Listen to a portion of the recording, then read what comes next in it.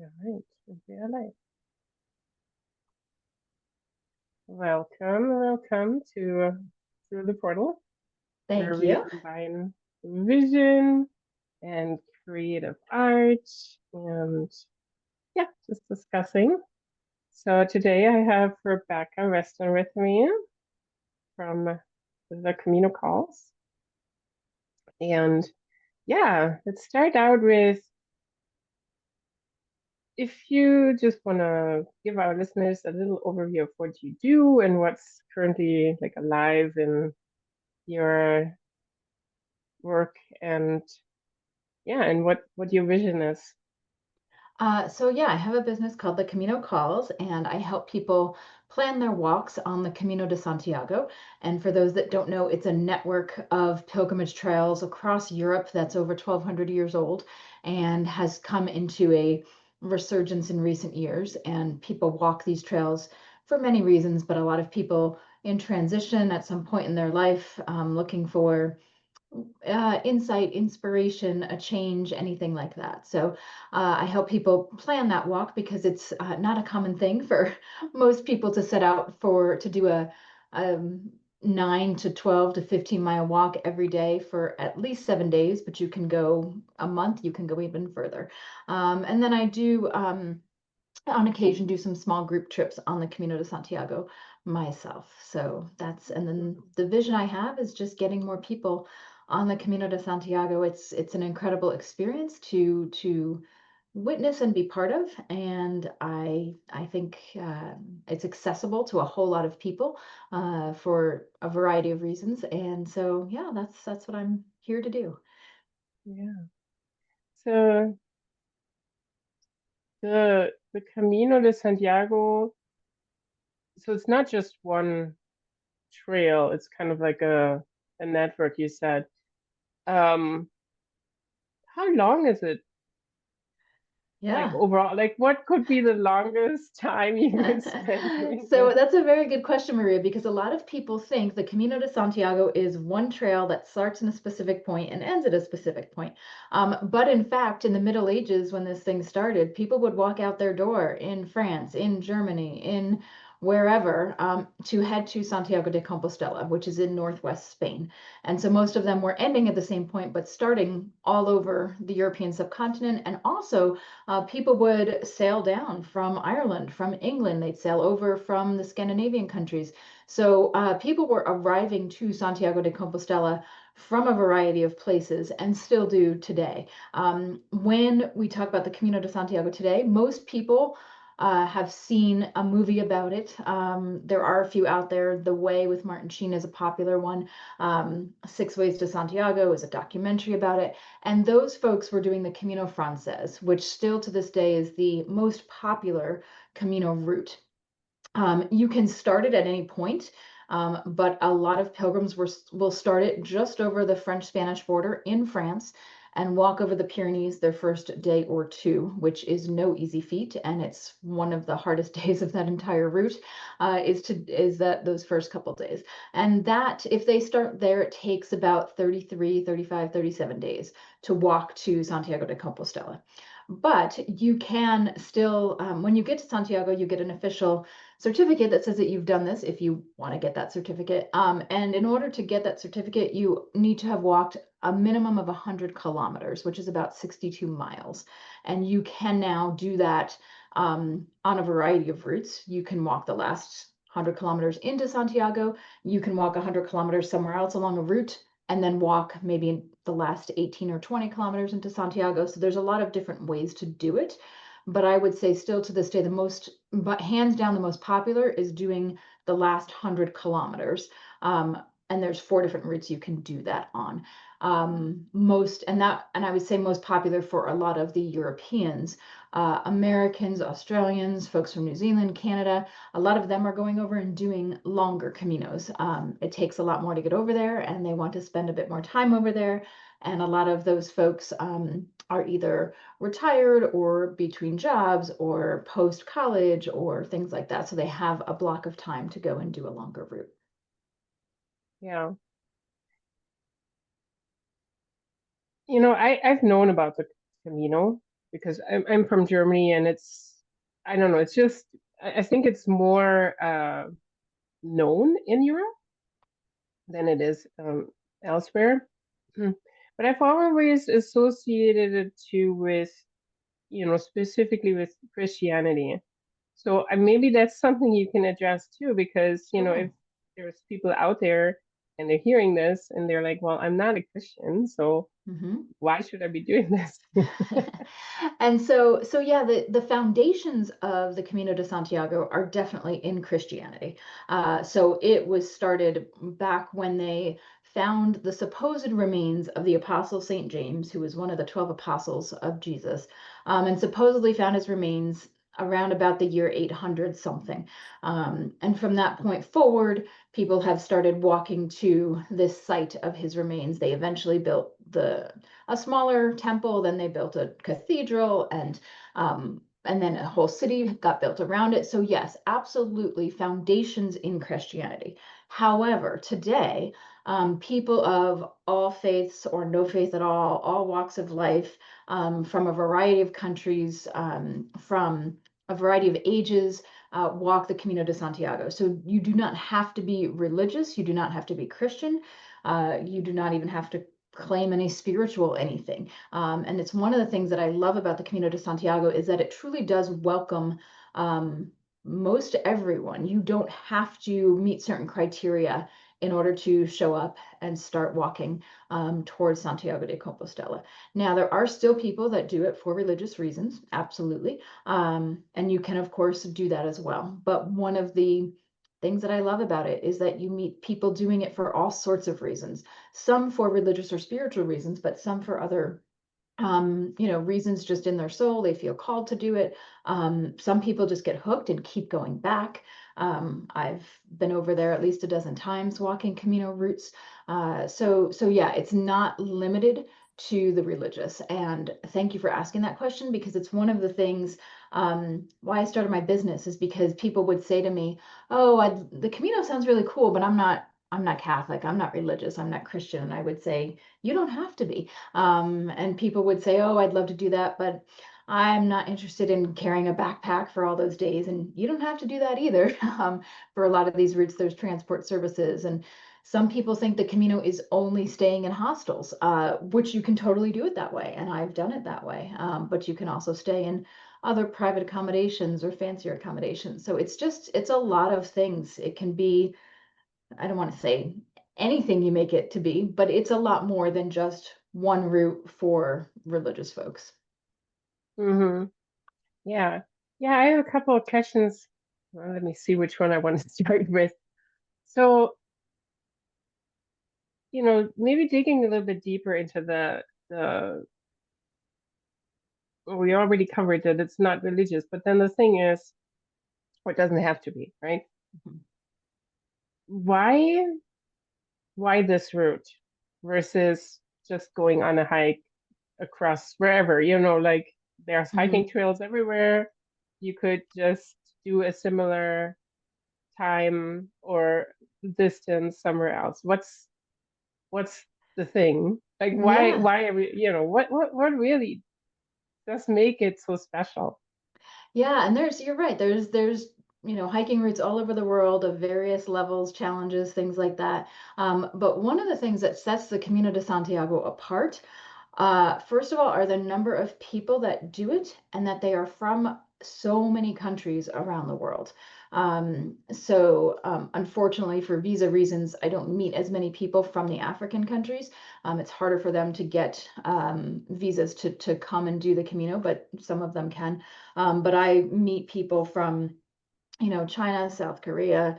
Um, I've met people from, Canada, any of the South American countries. I've met people from Mexico, Honduras, of course, pretty much all of the European countries, whether, former Eastern European, Western European, people from, I've met people from the Middle East. So I think that is one of the things that really makes it stand out is that you can literally be walking and having conversations with people from countries that you might not have even ever heard of, or have heard of but have no idea beyond that where they are, what they're about, what it even means to be from Kazakhstan, for example. I met a guy from Kazakhstan a few months ago who's on his like third Camino.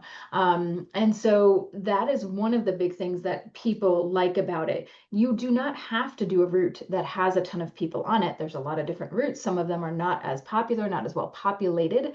But for a lot of the people that choose to walk the Camino Frances and the Camino Portuguese, which are the two most popular routes, one of the reasons is because you have that opportunity to meet all these people, and also because there's a lot of infrastructure on those routes. They're used to having pilgrims. There are places to stay. There are luggage transport services. There are places to eat. There are places to go to church if you want to do that.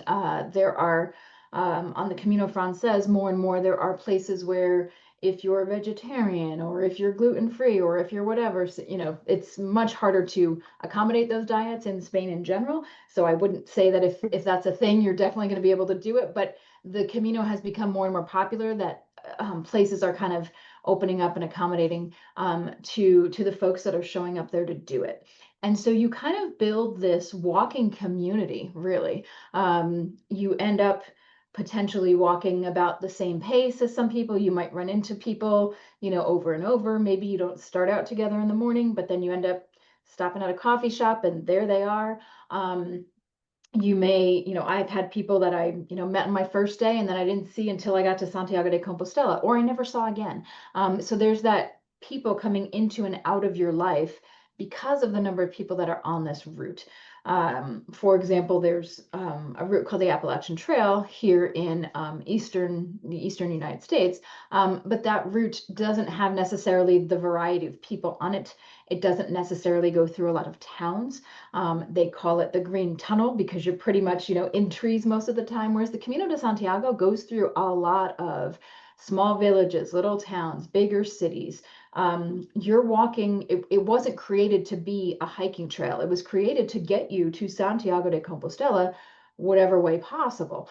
So you are going to walk in the outskirts of some bigger cities through their factories. You're going to walk by vineyards. You're going to walk through little towns that, seem like nobody lives there because it's during the day. And so the locals are out working, but they'll come in the evening. So you see a culture in a way that you're not probably going to if you were on a trail like in the woods or through the mountains or something like that. You are walking through the day-to-day life of Spaniards if you're in Spain, of the Portuguese, of the French if you're walking some of those routes. So there's a lot of intersection there as opposed to you on a route in nature with nothing around. There are some Camino routes that are a lot more scenic, a lot more, isolated. Those, also have their own beauty and people like to do some of those as well. But for me, I love the connection to the people, both the other pilgrims and the people that walk and the people that make the Camino what it is today, the locals. Mm-hmm, mm-hmm. Yeah. Yeah, I can see that. So tell me a little bit more about how you got to this. Like, how did this start and how did this develop? Yeah. So back in the year 2000, I had the morning news program on while I was getting ready for work, and I saw this woman who was about to be interviewed, and her name was Shirley MacLaine. I knew her name. I had no idea why she was famous, but they had her on to talk about a book she had written about this walk she had just done across Spain called the Camino de Santiago. And I watched or heard it in the background and then kind of stopped to kind of pay a little bit more attention. And by the time that interview was done, I was like, I'm going to do that someday. It wasn't something like I got to go do this and I'm going to do it tomorrow. It was just one of those things where I just felt like I'm going to do that. I don't when the time is right. And so every, back in those days, before, reading your books online and things like that, I would frequent bookstores. So I would go into like a Barnes and Noble or something or a Borders bookstore. And I always would go right to the travel section. And through those years, I would go to books on Spain and I would look in the index for Camino de Santiago. And usually there was like a paragraph about it, and that's about it. Nobody I knew had ever really heard of it, let alone walked it. So it wasn't until 12 years later in 2012, it's actually 2011, that I decided I'm actually going to do this. And I'm going to do it in May of 2012. And so I started, looking around, trying to plan this thing. There was one Camino forum that is still around today, but there, Facebook's groups didn't exist back then. It was really just talking to people, and I would meet someone who says, "Oh, I think my brother's whatever cousin's friend's kid did that," or something. There would be all these connections. Do you want me to put you in touch? And I'd be like, yeah. And so these people would contact me, and they would be delighted to tell me about the Camino de Santiago. And I'm like, I don't even know these people. They would talk 30 minutes, an hour with me, answering all my questions. And I was like, wow, this is pretty incredible that these people don't know me from anybody and are so excited to talk about this thing. There's something here. And I decided at that point that when I get back, I want to make sure I can pay this forward, because, you know, all these people helping me out. And so yeah, in May of 2012, I went to the tiny little town of Saint-Jean-Pied-de-Port in France, at the foothills of the Pyrenees, and started my walk on the Camino de Santiago. I later learned that one of my sisters and her husband had a bet on how long I'd actually last, because I am not an athletic person. This is not something, and this is another thing I like about the Camino de Santiago.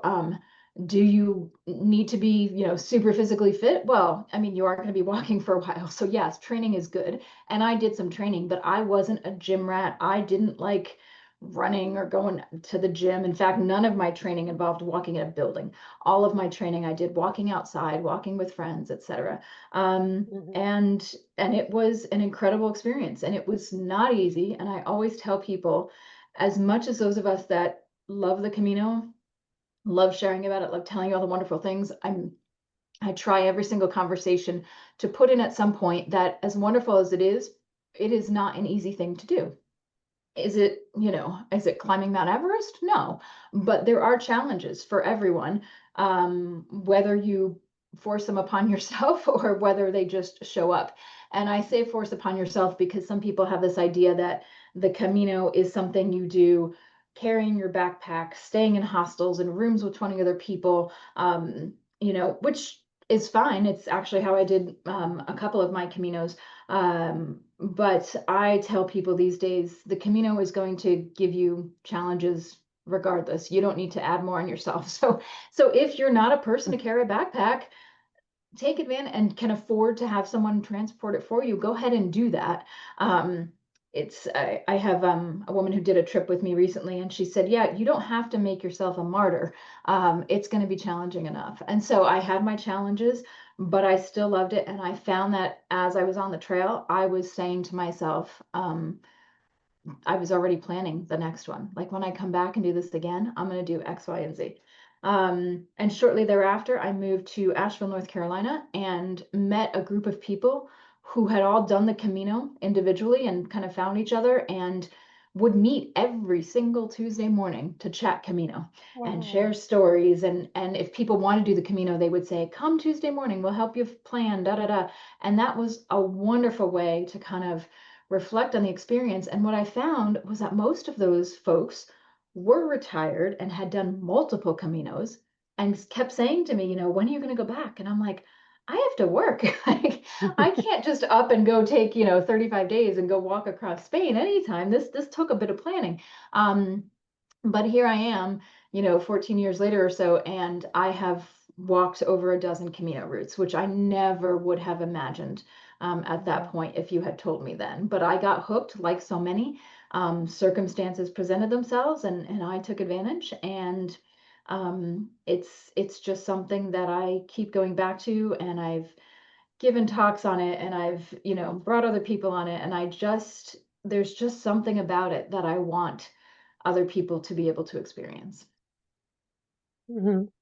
Yeah, maybe to talk a little bit more about some more specifics of what you do, and kind of the also the why. Like, why is this important to you personally and to the people that you're trying to help? I think, first of all, there is this idea that in a lot of societies, and maybe in the past, maybe more so some of them now, we used to have kind of initiation rituals. So for example, where you would, young men would go out into the woods and have to do something, and they'd come back and now they were an adult in their tribe, for example. I grew up in the Catholic Church. You would go through your sacraments, and you had a sacrament called confirmation. And once you finished that process, it involved doing some volunteer work. It involved some study of the religious doctrine, et cetera, et cetera. And by the time you went through that whole process, you were now considered an adult in the church. And so I think I feel like maybe there's a little bit of something missing these days, where there's not really these transition periods or times to kind of reflect on things. I have friends who, leave one job and on Friday, and on Monday they're starting the next job. And I'm like, why would you not take a week even just to, breathe for a second and reflect on letting that thing go and what that was and what you want from the next one. So and different, I think I had this growing up because I did grow up in a religious community or household. But I think people are looking for something. They're looking for travel that's a little bit different. I can go to Paris and see the sights. It's going to be a very different experience from walking across a country, meeting people from around the world, challenging myself physically, mentally, spiritually, if I want. So I think that's part of the reason that this has drawn people more and more over the years, because people are looking for something other than dipping into a place, looking around and leaving. And Hmm. so I think that's part of it. And of course, now I'm trying to get myself back to the question of like why. So the question was like why I do this, right? Yeah, what do you do, and like what Yes, more yeah. specifically, what do you do, and then Yeah, and then why? So why? so so what I do is I have people contact me when they want to do the Camino de Santiago, but it feels a bit overwhelming to try and plan this thing. And so I have different call series that I do. Some people have already done a lot of their planning, and they just have a whole bunch of questions, or they're at the beginning of their planning and they just want to go through a whole bunch of questions to get an answer from me. Now, they could, of course, look up these answers online. The problem is there are so many pieces of information online about the Camino de Santiago, and a lot of them, plenty of them are wonderful, but it can get very overwhelming. Also, a lot of the information online is from the people who are doing YouTube channels, or, have Facebook groups or whatever. And the people that I work with in general are 45 and over and don't always see themselves represented in those resources. So Hmm. when you've got a, 25-year-old doing a blog post about her Camino, she's talking about staying in hostels, carrying her backpack, da da da. Um, and so I work with people that are like, this sounds really cool, but I want to do it a different way. And they've actually heard, thankfully at this point, or through me or whoever, that you don't have to do it that way, that there are other ways to do it. Hmm. And so some of them are, yeah, I can plan a lot of this myself, but I have some questions. Other people want me to help them from soup to nuts. Make the trip happen.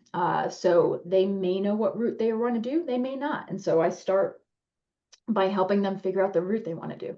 We and it's customized for whichever clients I'm working with. So for example, I Hmm. had one client, we work on accommodations.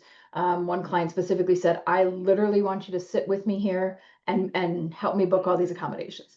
So we did that. We go over food, we go over training, we go over the Camino credential, which is this passport that you get stamped along the way, and what that's about, and how to we go over meal times, because that's, I mean, the number of pilgrims that I talk to that are like, oh my gosh, I was just always hungry on the Camino.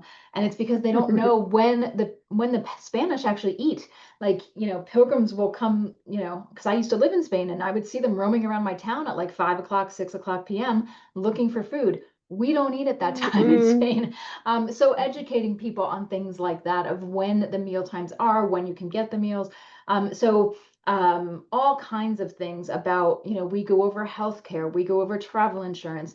basically soup to nuts to make people feel like A, this is doable, and B, have the confidence to get started and to get over there. So my goal is that you might come to me not sure if you want to do it, or sure you want to do it, but not sure how you're going to get there. And by the time you're done with working with me, you're going and you're excited and you feel ready. And the Camino is going to throw at you whatever it's meant to, but you feel more prepared than you feel as prepared as you want to.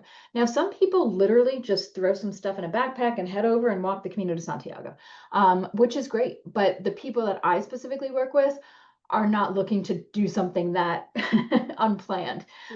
So yeah, that's what I do. And then occasionally I do some small group trips. Where I actually take a small group on a Camino and I start them off. So we do classes ahead of time. I walk with them for the first 3 days and then I let them go, because that's an important part of me. An important part to me about the Camino is that it's something to be said to be able to take off on your own and continue this route without somebody like me behind you saying, hey, you need to do this and this and this and this, kind of letting that experience evolve. So yeah, those are the things that I do. Yeah, beautiful. Yeah, so from what I've heard, those people that you serve are, they probably wouldn't do it if they didn't have the help. And Maria, it's funny you say that, because I've had so many of my clients say that to me. I would have not done this had I not found you to help me. Which just, you know, who knows what would have happened, but it just touches my soul when people say that to me, that wow, like I was such a part of making that dream of theirs come true. So it's that's an amazing feeling. And then two, one of the other things is, on the flip side of it, when you come back from the Camino, it can be a little tricky to adjust to life post Camino. And so starting I'm putting a plan together now. I'm going to have a monthly group where each month we have a theme that we reflect on that is Camino related. So something like simplicity, or asking for help, or the generosity of others, or slowing down. All these different things that kind of come up. Life lessons, in essence, that come up on the Camino de Santiago. You don't necessarily need to walk the Camino to be part of this, but it kind of gives a nice container within which we can kind of look at our lives and what kind of things we want to appreciate, what things we want to change, and without saying, oh, we're all going to do this month and change this and da da da. It's more of a discussion. There are, things that challenges that I'll put out there if you'd like to pursue. But basically the big goal is to help people to integrate back, their Camino lessons back, and keep it kind of fresh, because some people I've talked to too, months later, they're like, man, all I can think about is just being on the Camino. Like, I just want to be back there.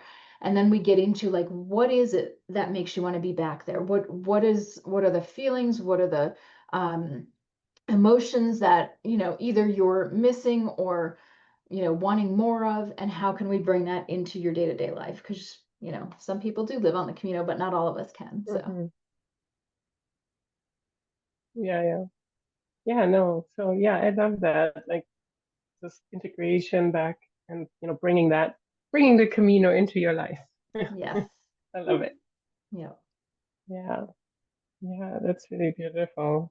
No, I love that. And I've been on the Camino and not walked it, but we did a trip with the family when I was a teenager. So we've seen or we've done parts of it. Let's say it this way. Okay. In And Germany, or where no, did you? no, in France and northern Spain, that Mm-hmm. part, and then kind of into Portugal, like Okay. like a little stretch of it. And Gotcha. it was mostly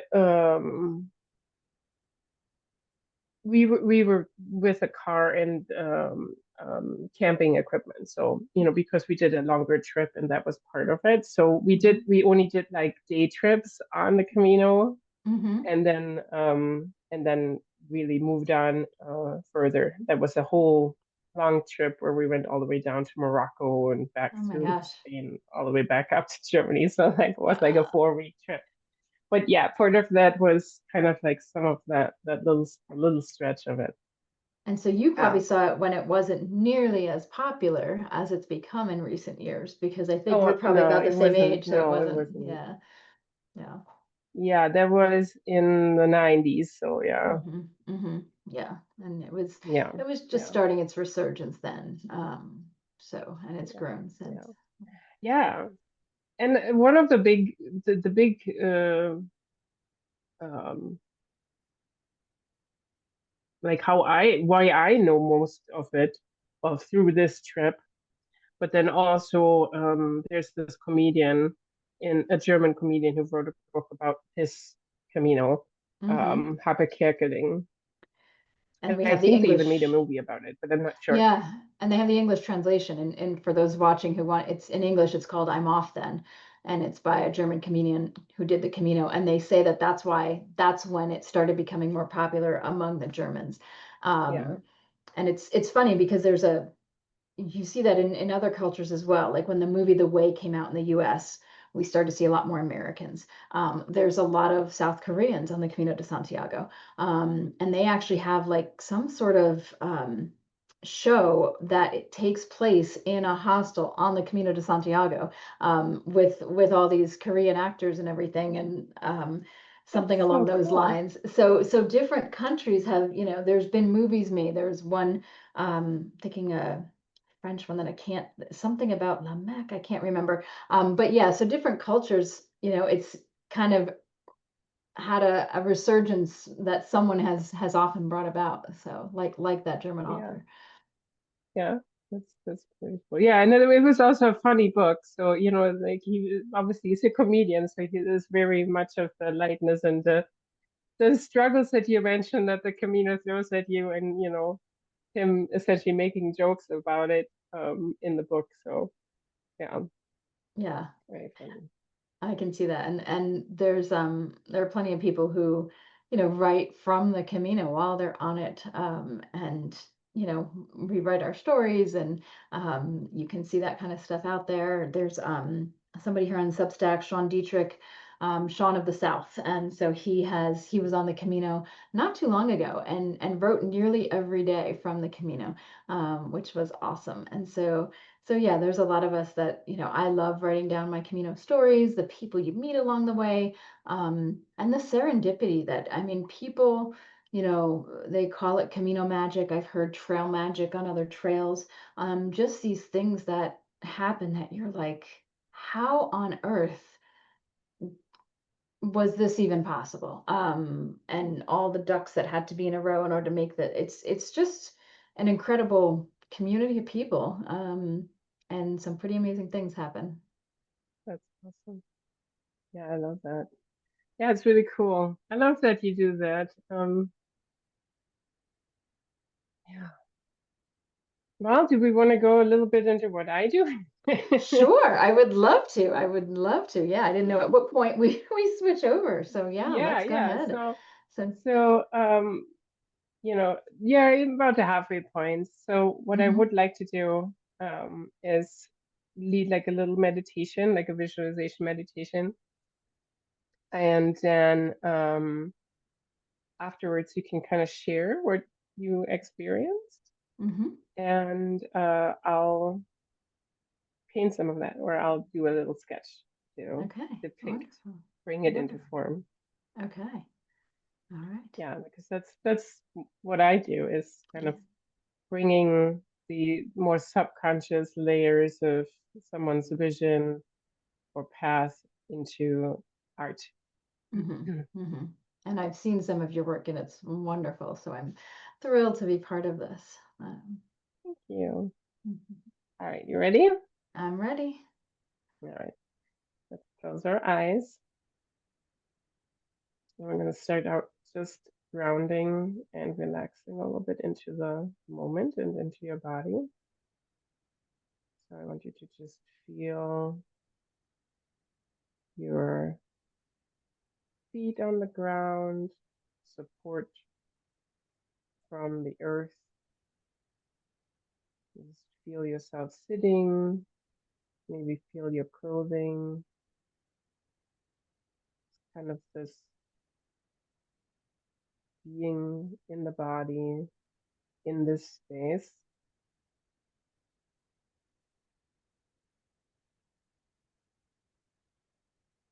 And then just breathe.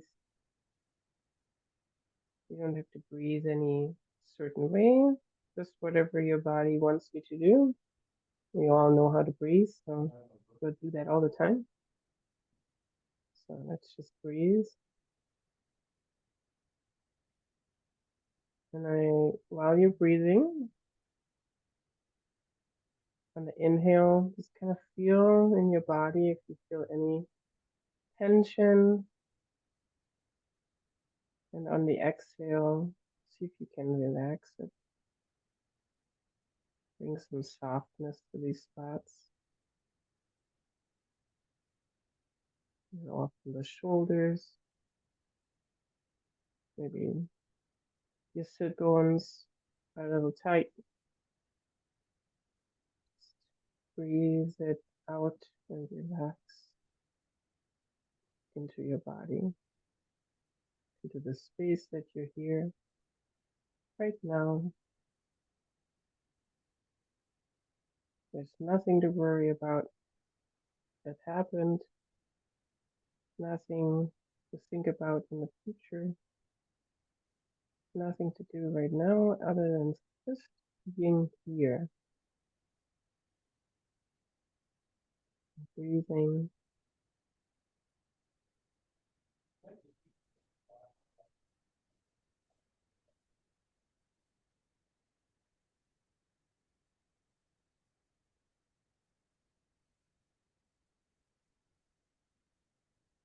And then I would like you to focus your attention on your heart.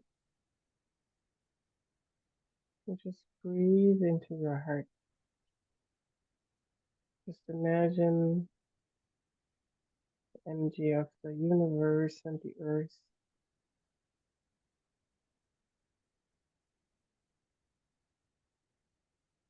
coming to your heart.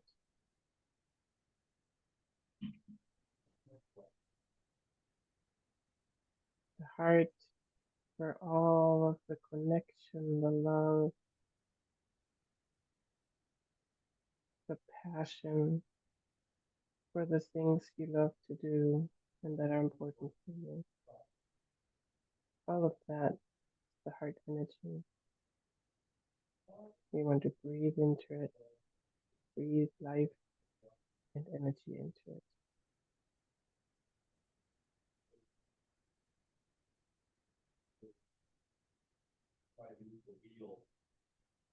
And then I want you to kind of create this little channel up from the heart to the point between your brows. And just imagine breathing into there, energy flows into there, still connected to your heart. And there's an easy flow back and forth, connecting your love and passion and interconnectedness to your vision.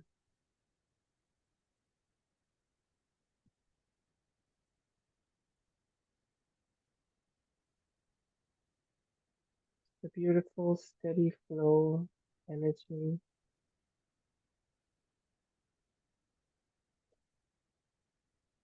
From that space,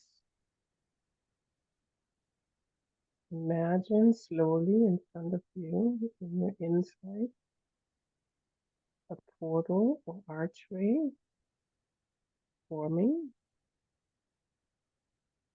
It might be glowing with energy. It might be sturdy or light.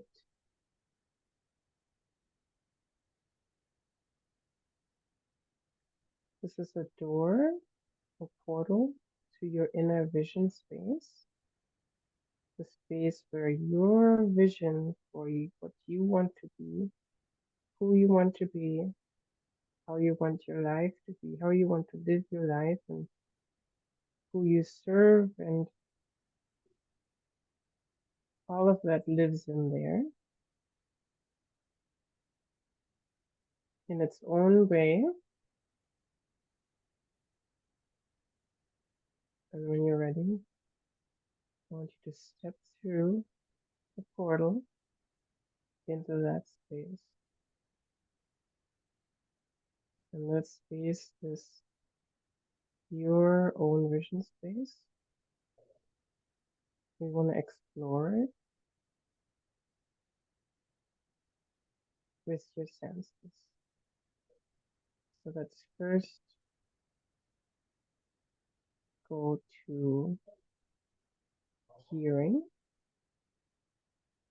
Imagine what kind of sounds you might hear in this space.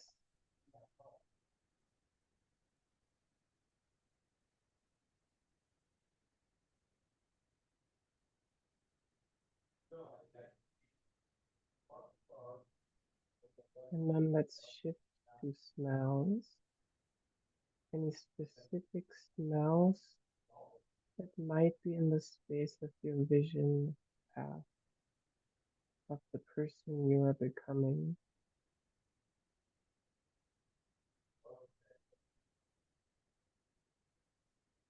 And then let's go to feeling and touch. So anything you can feel on your skin, maybe a breeze, or warmth, or coolness, or tingling, anything you can feel.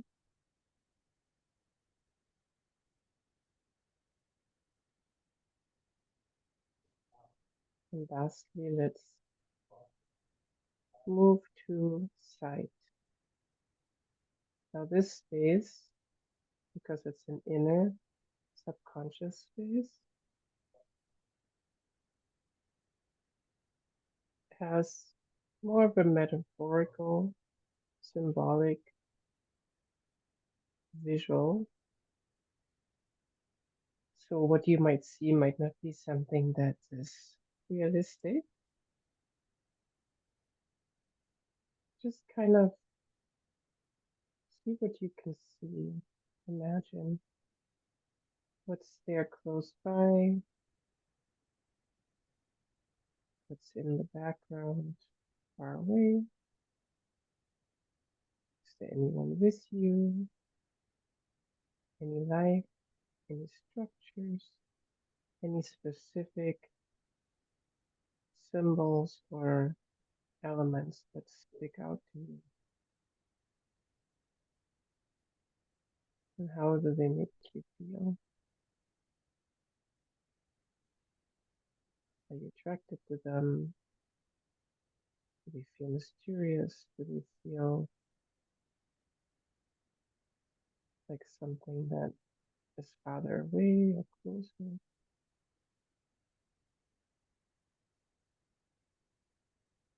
What kind of colors are there?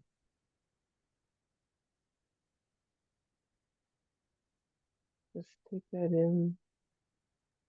Let yourself be submerged in this place.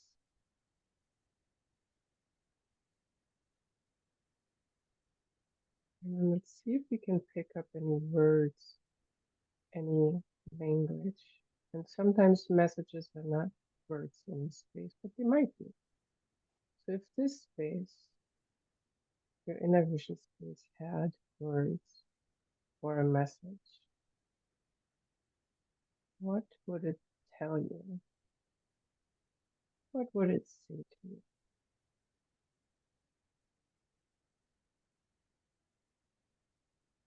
And if there's nothing, that's fine too.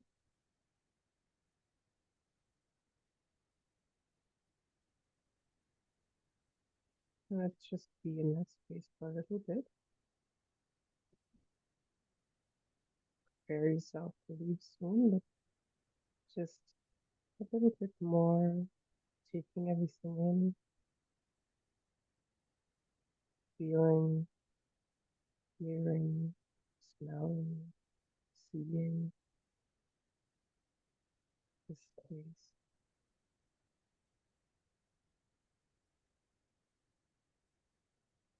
And let's get ready to return. We can say a final thank you and goodbye. And knowing that the space is there for us always to come back when we want to. And then slowly step back out of the portal, come back into your body, feel yourself in your seat. Maybe wiggle, move your hands a little bit, your head, and you can open your eyes.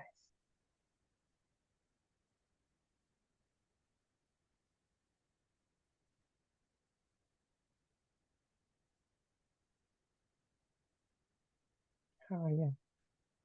Ah, very peaceful, very calming. Yeah.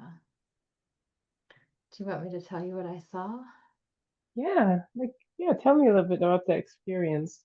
Anything you Yeah, it was interesting because, I appreciated the kind of grounding to begin with and letting go of everything else on one's mind and kind of just to be there.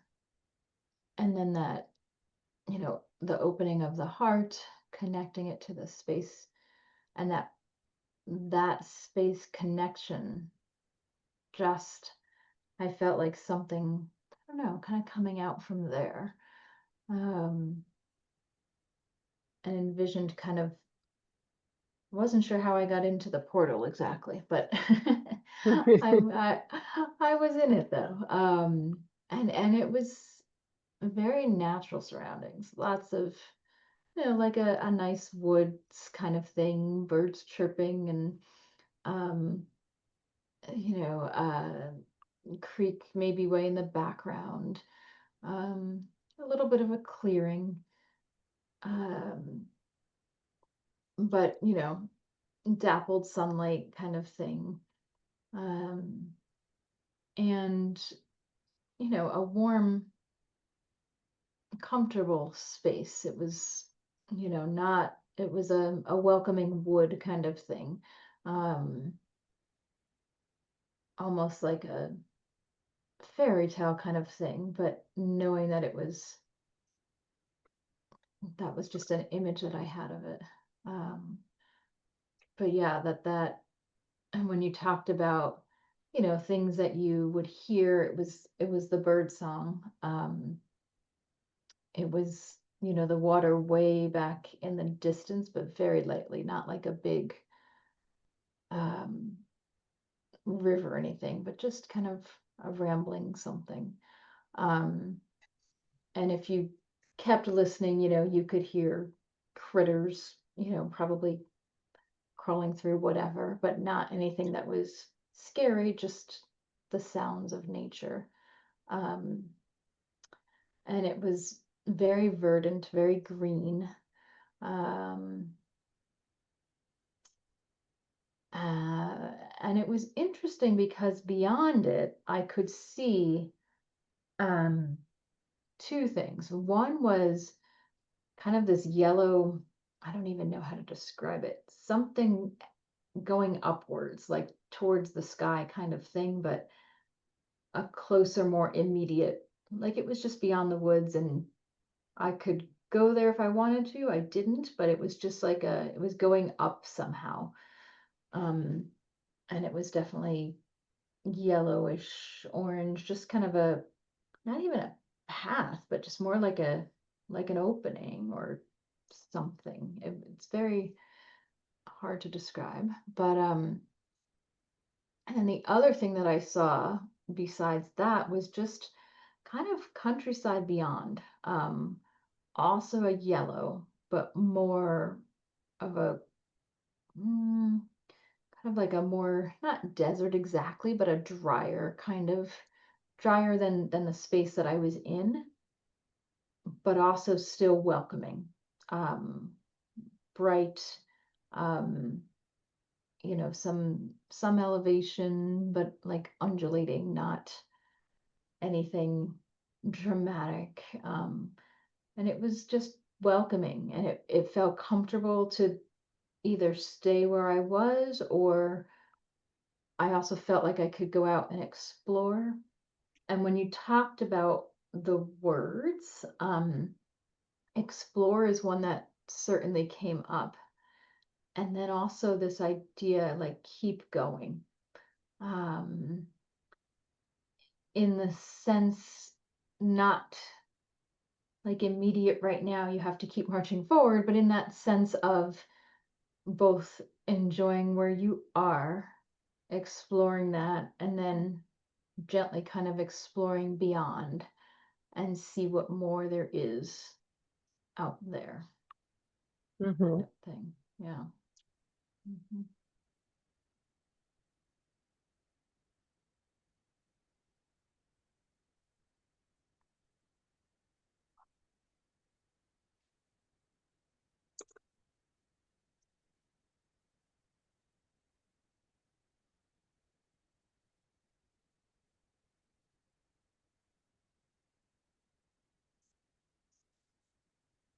And it was interesting too, because I felt like it could be anywhere. It wasn't like I was in a specific country, or, probably because of, the trees and such, it might not be anywhere in the world. But to me, it wasn't like, oh, I'm in this specific location or anything. It was definitely, uh, you know, that wasn't necessarily the important part. It was just to be where you are, and then also to explore that, and then to keep going beyond.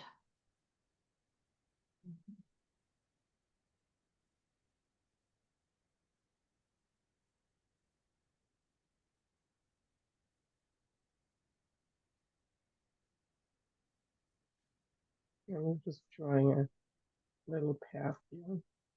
Yes. It's kind of hard to see. No, no, I can see. I can see it. Yeah.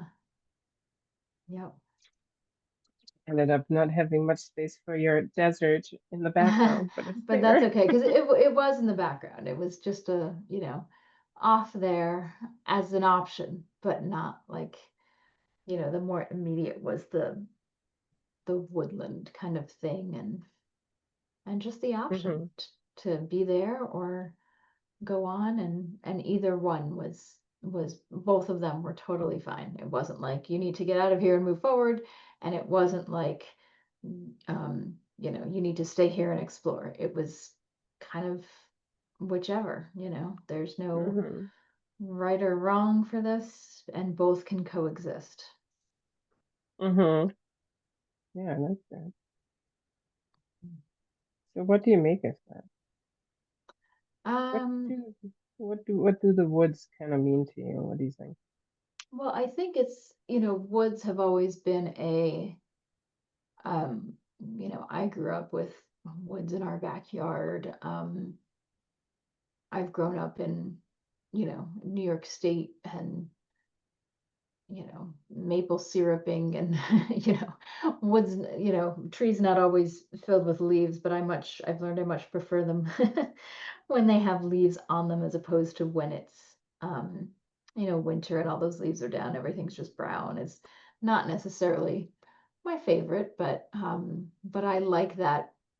I like spring when it starts to fill in again. Um, or places like where I lived most recently in Spain, where we left an area that was a little too dry for us, to go to an area that had more, deciduous trees. But it was great because we didn't have winter, so they didn't drop their leaves, and they were year round. And I think it's just the space that, kind of speaks to me. But by the same token, um, I've been to other types of spaces that don't have necessarily, that lushness, and it's fine as well. Sometimes it's magical, sometimes it's, yeah, but it's just, I think that idea of just part of life, it's not always one way or the other. Feels like a calm, abundant place, kind of. A calm what?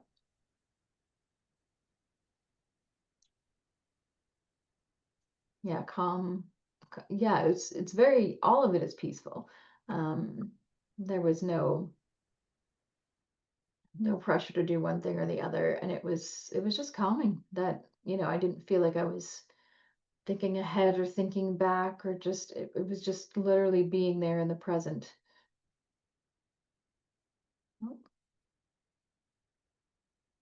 Oh, yep, I think I still lost you here. for a second. Yeah.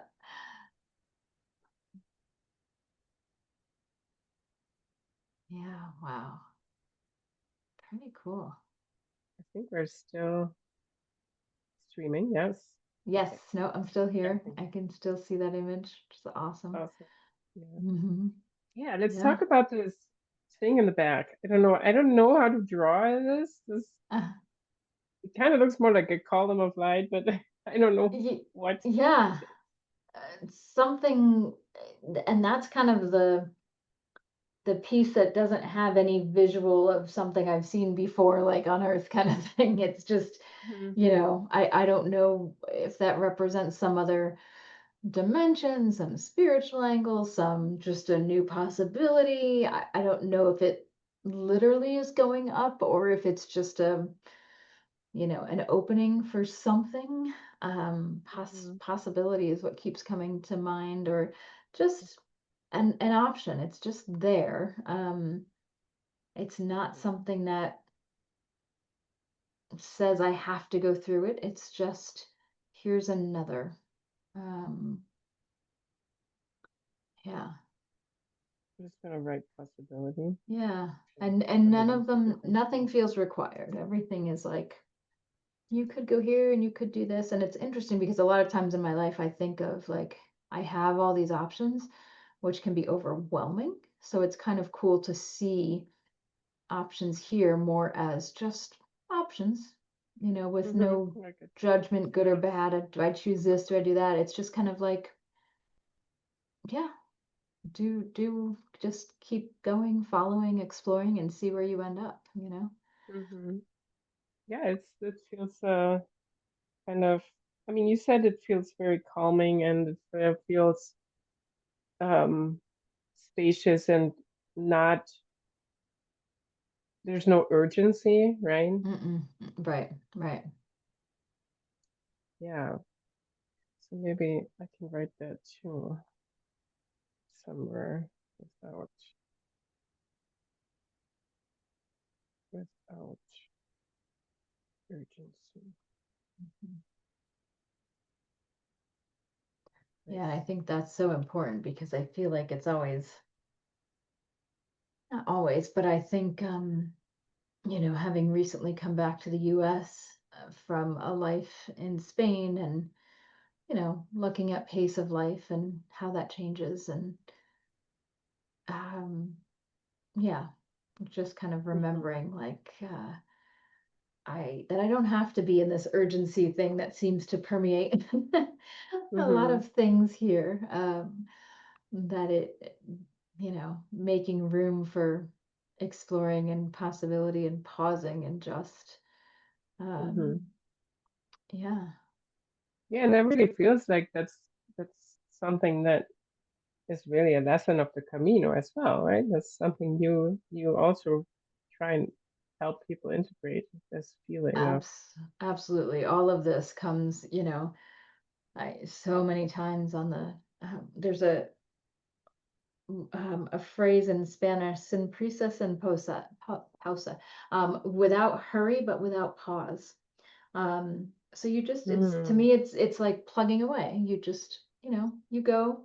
You don't have to hurry, but you don't completely stop. You just, yeah, sin yeah, prisa, sin yeah, pausa. Yeah. yeah. And it is something on the Camino that, you do wake up some days and you're like, what am I doing this for? Yet again. And you just, put your feet on the floor and go through the motions, and eventually you're out the door, and something clicks and you're like, oh yeah, this is why I keep doing this. This is why I keep going. This is, and you come upon whatever, some clearing in the forest that somebody has painted quotes on signs, and and and you stop and explore it, and you're like, I've done routes that I've done multiple times, and I'm like, this definitely wasn't here before. This is something that's different since last I came through. Um, Yeah. and being open to that possibility of, Hmm. whatever Yeah. the Camino is meant to bring for you. I think some people go with an idea of, So you can find eh, new, um, what was that last part, Maria? no, I'm saying like, so you find new things, and that, Mm-hmm. on the Camino in your life, just being Mm-hmm. open, you know, to seeing and those things, you know. Yeah. Yeah. Yeah. Yeah. Yeah. Yeah. Oh, I love that. Let me see if there's any questions Okay. on the chat. There is a little bit of a delay, so I don't know how long we'll have to wait Mm-hmm. before anyone hears me ask about questions. I got it. Yes. Yes. Yeah, because we're the hour is up. I hope you have a few more minutes to Yeah. Yep. I see do. if I do. there's Yeah. anything. If anyone has anything. Hmm. But it's been a Um, really cool experience to do. yeah, thank you. Yeah. Yeah. Yeah, 'cause just yeah, like when did I start these in November? Hmm. This is like the fifth one I'm doing. Yeah, Oh, so it it's just is? like a little, yeah. So it's a little, kind of a little, so people can see kind of what Hmm. I do a little bit, but also, I like to share, you know, beautiful visions and people doing amazing Hmm. things. So it's kind of Hmm. you know, two things at once that, yeah, Yeah. that I'm Yeah. all And about. That's and really it what I'm doing with my business, right? Or what I'm doing with my art is like I really want to help people connect or stay connected to their vision and their path, and bringing this into the art form is kind of like an anchor and hmm. um, Hmm. connection back. So a reminder, as well as kind of feeling that subconscious layer of it that oftentimes when we plan something or do um, you know strategic work on our what we want to do in life, we Hmm. don't really go there oftentimes. Hmm. So Yeah. it's kind of what I want to add, that layer. Yeah. And that I want to say reflection piece, but it's almost like this. The visioning allows you to kind of, listen to something that maybe has been percolating, that hasn't had the time to come out yet. So it's a Hmm. nice opportunity to kind of pause and be like, well, what is this? Where is this going? Um, what is this vision? Yeah, Yeah. exactly. Yeah. Yeah, I don't Very see cool. any questions right now, Okay. so I think we can bring this to a close. I'm really Okay. happy that you joined me. It Yes. was Thank you so amazing. much for the Yeah, invitation. This has been great, Maria. yeah, thank you. Yeah, and I really loved hearing about what you're doing and the Camino, and I think that's just such a great thing. And I, at some point, I want to do this as well. I know I do definitely want to go back. Let's just switch Mhm. to my camera. So you can see my face when I say goodbye. Yeah. So yeah, I absolutely. Yeah, I definitely want to do this at some point. Yeah, yeah. And I Um, think you have such a gift to share with so many. I could see this as a part of a Camino process too, in ooh, some way. So yeah. yeah, I can see that too. Yeah, Hmm. Yeah. for people to connect to their lessons or their insight on that deeper level. Yeah. Hmm. Mm, Hmm. Yeah. Yeah. Yeah. Wonderful. yeah. Well, thank you so much. Well, thank you. And we'll say goodbye to everyone on the stream. Thank you for tuning in, and hopefully see you again next time. All right. Thanks, Maria. Thanks.